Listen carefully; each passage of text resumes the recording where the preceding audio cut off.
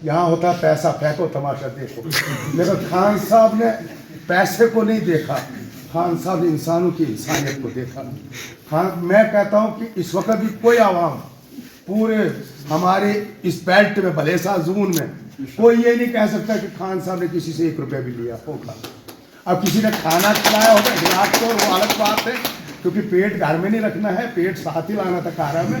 तो अगर किसी हमदर्दी ने खिलाया होगा तो खान साहब सबसे पहले इस चीज़ के मुबारक के हकदार हैं कि जिस पोस्ट पे ये सरंजाम थे, इस पोस्ट पे भी इन्होंने कभी अपनी नमाज नहीं छोड़ी। सबसे बड़ी बात ये है इन्होंने अपनी पोस्ट को तरजीह दी दीन पे।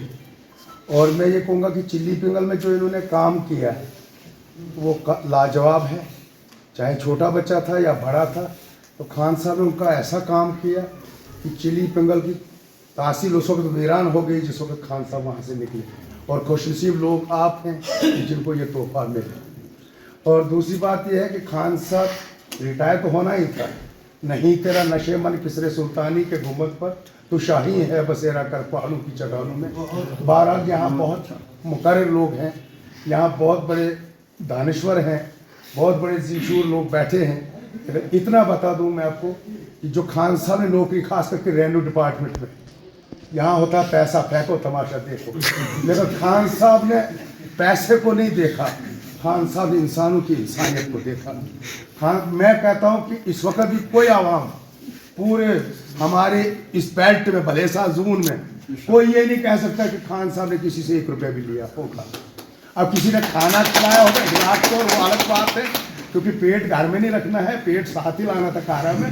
तो अगर किसी हमदर्दी ने खिलाया होगा तो, लेकिन मैं इतनी बात जरूर कहूँगा कि हमारे खान साहब ने जो काम किए हैं वो कभी हम खान साहब के खानदान से SSP भी गुजरे, DIG भी गुजरे, बड़े बड़े अफसर भी गुजरे, खान साहब के ही खानदान से एक संगे बुनियाद रखने वाले उमरदीन सब प्रोफेसर, बहुत बड़ी बड़ी शख्सियतें गुजरी हैं।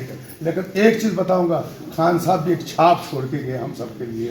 तो मैं यही गुजारिश करूंगा खान साहब से कि बाद में भी ये CBSE दौर है तो आप ओल्ड कोर्स में चले हुए हैं तो आगे भी रहनुमाई रखें, ताकि जो आपके पटवारी होंगे या बाकी लोग होंगे ताकि काम में। और एक अच्छा, तो हमारे तहसीलदार साहब से मेरी वाकफी नहीं है, लेकिन शक्ल से चेहरा दिल का शीशा है, लगते हैं कि ये भी बड़े अच्छे मेहमान और तारने वाले कयामत की नजर रखते हैं।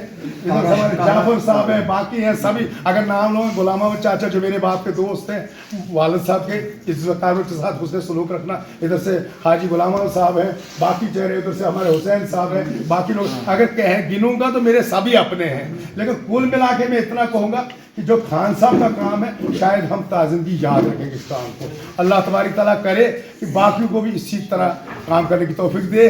और दूसरी बात यह है कि खान साहब अब तो घर में बैठेंगे, घर में भी इनके लिए काम काफ़ी तैयार है, हर चीज़ से काम तैयार है। और खान साहब ख़ानदानी है और रूहानियत से भी अल्लाह ताला ने इनको नवाज़ता है। तो अल्लाह तबारक तआला हम सबको एक अच्छी ज़िंदगी गुजारने की तौफीक दे, क्योंकि नौकरी में ही अगर इन्होंने नौकरी में दिल जीते, रिटायरमेंट तो अब रिटायरमेंट पे जो इनके साथ लगाव होगा वो तो अलग बात है, लेकिन नौकरियों में इन्होंने अपने सबके दिल जीते।